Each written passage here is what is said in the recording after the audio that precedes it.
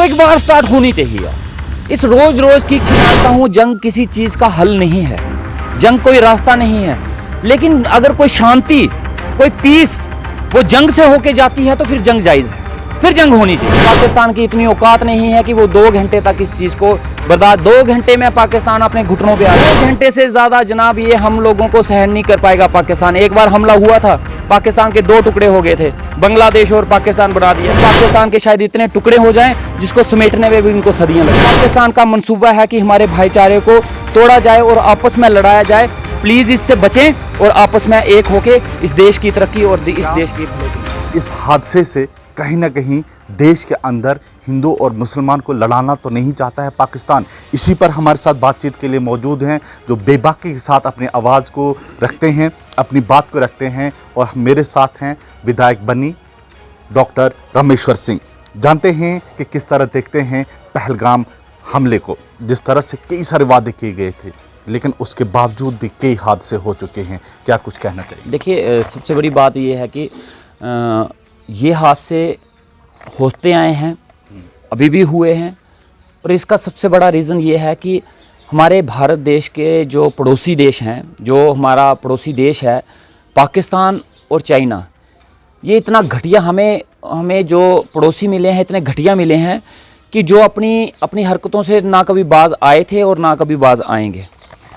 और हम इनसे कभी उम्मीद नहीं लगा सकते कि इनके रहते हमें कभी वो शांति मिलेगी, इनके रहते कभी हम आराम से रह पाएंगे। और ख़ासकर हम जम्मू कश्मीर के लोग, क्योंकि हमने सदियां हो गई देखते हुए, इनका हमेशा मोटिव रहा है किस तरीके से हमारे देश की, हमारे जम्मू कश्मीर की भाईचारे को ख़राब किया जाए, किस तरीके से हमारी डेवलपमेंट को तोड़ा जाए, किस तरीके से हमारे बीच में दरार डाली जाए, किस तरीके से दंगे फसाद करवाए जाएं। ये सारी इस वजह से हैं क्योंकि हमारा पड़ोसी दोस्त जो है वो नापाक है, वो नाम से ही पाक है, नहीं तो उसके हरकतें नापाक हैं, घटिया हैं, जिसकी वजह से वक्तन वक्तन हमें ये देखने को मिलता है। और अभी जो हमला हुआ पहलगाम में बड़ा ही निंदनीय था। और ये हमला करने के बाद अगर पाकिस्तान खुद को ये समझता है कि मैंने बहुत बहादुरी का काम किया, तो मुझे लगता है इससे ज़्यादा बुज़दिली का और इससे घटिया काम कोई नहीं है जो इन्होंने किया है।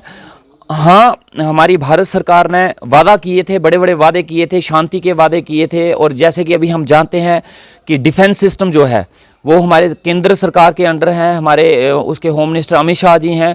और काफ़ी टाइम तक ये माहौल देखा भी गया, एक शांति का माहौल था, काफ़ी टाइम से ये चीज़ें हुई भी नहीं। और लेकिन अचानक से, और उसकी वजह से शायद हमें भी ये लगा और भारत सरकार को भी ये लगा कि माहौल शांत हो चुका है, अब वो घटनाएं नहीं हो रही। और इस वजह से कहीं ना कहीं से हमारी आर्मी को कम किया गया। जैसे कि हम पहले जानते थे कि 2014 से पहले हमारे बनी में आर्मी की चौकियाँ हुआ करती थी, ढग्गर में थी, सरथल में थी, छत्रगला में थी, कमलोग गला में थी, देरे गला में थी, सरथली में थी। लेकिन वो 2014 के बाद जैसे ही माहौल थोड़ा शांत होने लगा, पीस आने लगी, तो वो सारी की सारी चौकियाँ यहाँ से उठा ली गई, इस मकसद से कि अब इनकी ज़रूरत नहीं है, शायद माहौल शांत हो चुका है। लेकिन जनाब, मैं आपको एक चीज़ बता देता हूँ, ये कभी नहीं होगा कि हमें वो जम्मू कश्मीर में वो शांति का माहौल कभी देखने को मिलेगा, क्योंकि हमारा पड़ोसी देश पाकिस्तान है जो कभी नहीं सुधर सकता। इसलिए हमें हर वक्त 24 घंटे एक चीज़ अपने दिमाग में बसा के रखने पड़ेगी, हमें तैयार रहना पड़ेगा इस चीज़ को लेके कि पाकिस्तान कब क्या कर बैठे, कब कौन सी चाल चले, कब कौन सा हमला कर दे, कब वो पाकिस्तान से बॉर्डर पार से यहाँ कुछ आर्मी अपने आदमी भेज के यहाँ पे माहौल ख़राब करने की कोशिश करे। इसलिए हमें हर वक्त सतर्क रहना पड़ेगा। और ख़ासकर जो पहाड़ी इलाके हैं, पहाड़ी क्षेत्र हैं, जैसे हमारा बनी भी उसमें से एक आता है, श्रीनगर हो गया, ये डुडू बसंतगढ़ हो गया, डोडा हो गया, किश्तवाड़ हो गया, भद्रवाह हो गया, ये इलाके ऐसे हैं जहाँ पे इनको छुपने की जगहें मिलती हैं, जहाँ पे आके ये छुप सकते हैं। इन इलाकों में मैं कहता हूँ आर्मी हमेशा रहनी चाहिए।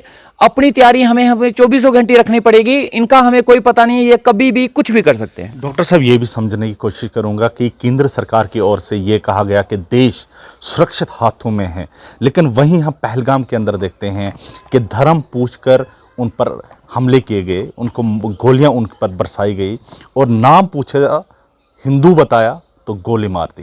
किस तरह देखते हैं जो बड़े बड़े दावे करते हैं कि देश जो है वो सुरक्षित हाथों में? देखिए, ये बहुत ही घटिया हरकत है जो जिस तरीके से उन्हें टारगेट किलिंग की है, नाम पूछ के, जाति पूछ के जिस तरीके से एक टारगेट किलिंग की गई है। और इसको समझने की ज़रूरत है, ये जानबूझ के इसलिए किया गया कि एक हम लोगों के बीच में एक इंटरनल वार स्टार्ट हो, एक हिंदू मुसलमान के नाम पे हम खुद से लड़ने शुरू हो जाएं, क्योंकि बार बार वो एक हमला करके, बार बार पाकिस्तान से आर्मी भेज के हमला करके उसने देख लिया कि हम हिंदुस्तान के साथ जंग नहीं लड़ सकते। उनकी उतनी औकात नहीं है कि वो एक जंग लड़ें और हमारे हिंदुस्तान का सामना करके हमें हराने के वो कभी सपने छोड़ चुके हैं। अब एक नया खेल रचा जा रहा है। वो खेल ये है कि वो ये चाहते हैं कि हिंदुस्तान में एक इंटरनल वार स्टार्ट की जाए, इन हिंदुस्तान के बीच में लोगों को आपस में लड़ाया जाए और वो पाकिस्तान में बैठ के इस चीज़ का तमाशा देखें।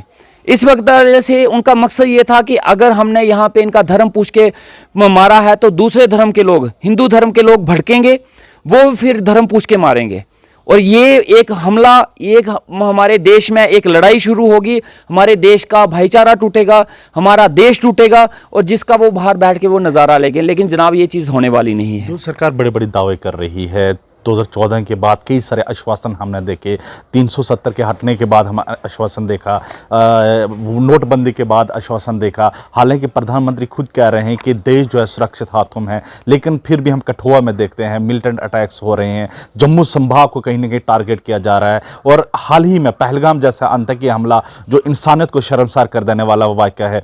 किस तरह देखते हैं कि जो सरकार बड़े बड़े दावे कर रही है लेकिन कहीं ना कहीं ज़मीनी सूरत हाल कुछ और नज़र आ रही है? देखिए, इस चीज़ को सरकार ने खुद एक्सेप्ट किया है। इस चीज़ को अभी हाल ही में आपने देखा, सरकार ने इस चीज़ को माना है कि कहीं ना कहीं उनसे सिक्योरिटी लैप्स हुए हैं, कहीं ना कहीं उनकी कमज़ोरी रही है जिसकी वजह से ये हमला हुआ, जिसकी वजह ये हुआ। शायद हमारी सरकार इस चीज़ को लाइटली लेके चल रही थी कि अब आतंकवाद ख़त्म हो चुका है।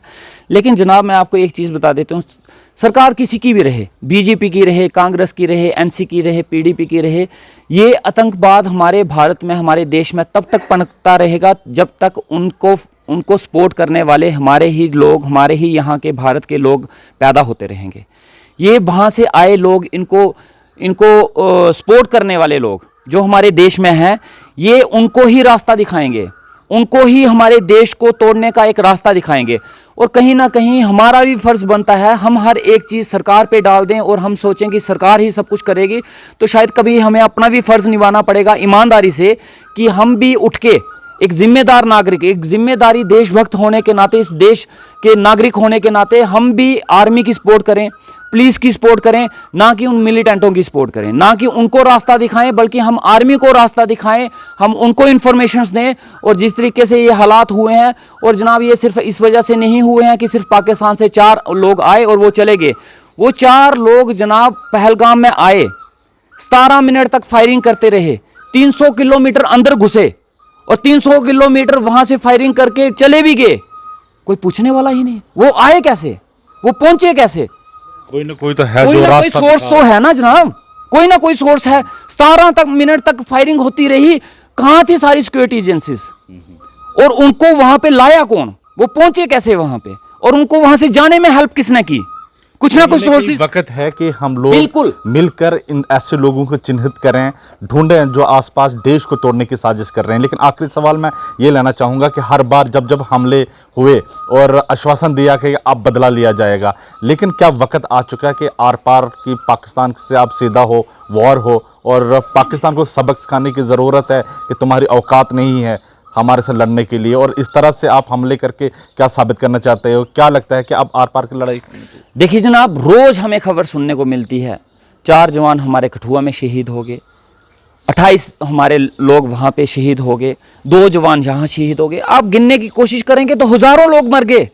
तो एक वार स्टार्ट होनी चाहिए अब इस रोज रोज की खिटपिट से। और सबसे बड़ी बात है, पहली बार इतिहास में ये देखने को मिला कि श्रीनगर निकल के बाहर आया टेररिस्ट के अगेंस्ट, जो आज तक नहीं हुआ। श्रीनगर पूरा का पूरा रोड पे आ गया कि हम भी जनाब इस जंग में भारत के साथ खड़े हैं। क्या लगता है यही शांति, यही अमन, यही तरक्की पाकिस्तान को अब कश्मीर की बर्दाश्त नहीं हो रही? बिल्कुल, उनको ये देखने से डाइजेस्ट नहीं हो रहा कि हमारा देश किस तरीके से डेवलप कर रहा है, हमारा जम्मू कश्मीर किस तरीके से शांति के रास्ते पे चल के एक टूरिज्म के रास्ते पे चल रहा है, डेवलपमेंट के रास्ते पे चल रहा है, टूरिस्टों का वेलकम कर रहा है, और कैसे उनकी सोर्स ऑफ इनकम चल रही है। ये शायद उनको डाइजेस्ट नहीं हुआ और वो तोड़ना चाहते हैं, और रोज रोज की खिटपिट रोज। और जनाब का जंग, मैं मानता हूं जंग किसी चीज का हल नहीं है, जंग कोई रास्ता नहीं है, लेकिन अगर कोई शांति, कोई पीस वो जंग से होके जाती है तो फिर जंग जायज है, फिर जंग होनी चाहिए। अगर वो शांति जंग के बाद मिलती है तो उस जंग को आप डिले नहीं करना चाहिए, आज ही आज वो जंग छेड़ देनी चाहिए। और मैं कहता हूं अगर उस जंग में हमारी सरकार को पीपल की, पब्लिक की, आम आदमी की जरूरत है, एक बार बोले, मैं कहता हूं सारे धर्म जात को छोड़ के हर एक आदमी बॉर्डर पे पाकिस्तान के साथ लड़ने के लिए आर्मी के साथ कंधे से कंधा मिला के खड़ा होगा। और पाकिस्तान की इतनी औकात नहीं है कि वो 2 घंटे तक इस चीज को बर्दाश्त, 2 घंटे में पाकिस्तान अपने घुटनों पे आ जाएगा। मैं यकीन मानता हूं, मुझे यकीन है अपनी आर्मी पे, अपने देश पे, अपने देशवासियों को। 2 घंटे से ज्यादा जनाब ये हम लोगों को सहन नहीं कर पाएगा पाकिस्तान। एक बार हमला हुआ था, पाकिस्तान के 2 टुकड़े हो गए थे, बांग्लादेश और पाकिस्तान बना दिया गया था और हजारों के लोग पाकिस्तान के आर्मी ने सरेंडर किया था। और अब मैं कहता हूं एक वैसा ही हमला होने की जरूरत है। और उस समय हमारे जब लाल बहादुर शास्त्री जी प्रधानमंत्री थे और उस समय क्या होता था, अनाज की कमी थी और अनाज की कमी की पूरी करने के लिए 1 दिन का व्रत रखा जाता था। वो टाइम 1 दिन का व्रत रखने वाले लोगों ने पाकिस्तान के 2 हिस्से कर दिए थे। आज तो हमारा फला फूला देश है, अगर आज वैसा हमला हो जाए तो पाकिस्तान के शायद इतने टुकड़े हो जाएं जिसको समेटने में भी इनको सदियां लग जाएंगी। और मुझे अपनी भारत सरकार पे, अपनी जम्मू कश्मीर सरकार पे, अपनी आर्मी पे पूरा विश्वास है। और मैं आपके माध्यम से सभी भारतवासियों को ये रिक्वेस्ट करना चाहूँगा, जो पाकिस्तान का मंसूबा है कि हमारे भाईचारे को तोड़ा जाए और आपस में लड़ाया जाए, प्लीज इससे बचें और आपस में एक होके इस देश की तरक्की और इस देश के भले के लिए सोचें। बहुत बहुत शुक्रिया, थैंक यू। और ये बन्नी विधायक डॉक्टर रामेश्वर सिंह हमारे साथ एक्सक्लूसिव बातचीत के लिए जुड़े थे और जिन्होंने साफ तौर पे एक मैसेज दिया, एक संदेश दिया कि अपने आसपास ऐसे लोगों को चिन्हित करें जो देश को तोड़ने की साजिश कर रहे हैं। बन्नी अपडेट के लिए मैं Hafiz Qureshi. Kitty party, birthday party, anniversary party या फिर फैमिली डिनर और स्वादिष्ट खाने की आप कर रहे हैं तलाश, फिर आपको कहीं और क्यों है जाना। जब आपके बनी में इंजीनियर फूड प्लाजा रेस्टोरेंट है ना, तो दूर जाने की आपको नहीं है जरूरत। यहाँ पर आप ले सकते हैं भरपूर स्वादिष्ट लजीज खानों का आनंद। यहाँ आपको मिलेगी हर खाने में भारतीय संस्कृति। इंजीनियर फूड प्लाजा रेस्टोरेंट में केक्स, बर्गर, सैंडविच, पिज्जा का भी आप ले सकते हैं आनंद। इसके साथ यहाँ पर होम डिलीवरी भी है उपलब्ध। तो ज्यादा जानकारी के लिए कॉल करें 8082722223 पर।